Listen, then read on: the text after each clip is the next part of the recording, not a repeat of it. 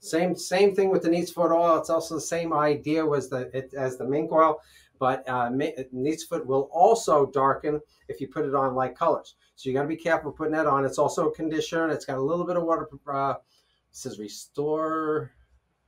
I can't read without my glasses. Dried out leather and protects against all the elements. So it's got a little bit of water repellency to it, not as much as mink oil does, but it is a great product. It's been sworn to by many people over the decades, and it is a great item. It's been used for years. So NEATSFOOT oil is another option and great for you to take with you. Just make sure you test it on an inside panels before you put it on your product. Make sure you do the whole product, not just the piece of it that you want to condition, because it may change the color and the location in which you put the NEATSFOOT oil. So just be careful about that so you can have the product that works for yours.